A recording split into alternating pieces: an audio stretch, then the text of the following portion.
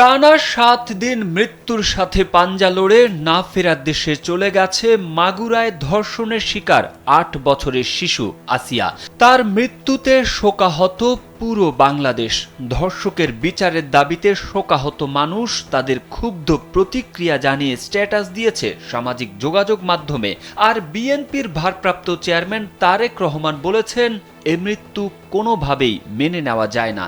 শিশু আসিয়ার মৃত্যুর ঘটনা সারা দেশের মানুষকে লজ্জিত করেছে। বৃহস্পতিবার মধ্যরাতে গণমাধ্যমে বিএনপির সিনিয়র যুগ্ম মহাসচিব রুহুল কবির রিজভী প্রেরিত এক বিবৃতিতে তারেক রহমান একথা বলেন।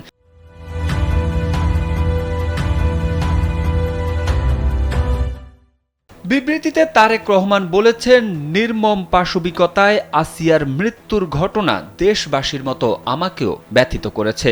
তার মৃত্যুর সংবাদে স্তব্ধ হয়ে পড়েছে গোটা দেশ। আসিয়ার ওপর ঘটে যাওয়া নির্মম পাশবিক ঘটনার প্রতিবাদে ঝড় উঠেছে শহর থেকে গ্রামে। রাজপথ উত্তপ্ত হয়েছে মিছিল আর স্লোগানে। একই সঙ্গে তার ফিরে আসার জন্য প্রার্থনাও ছিল প্রতিটি মানুষের।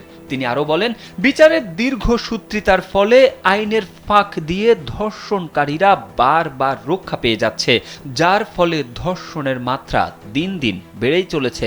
তিনি আসিয়ার বিদেহী আত্মার মাগফিরাত কামনা করেন এবং শোক সন্তপ্ত পরিবারের সদস্যবর্গ, আত্মীয় স্বজন, গুণগ্রাহী ও শুভানুধ্যায়ীদের প্রতি গভীর সমবেদনা জানান।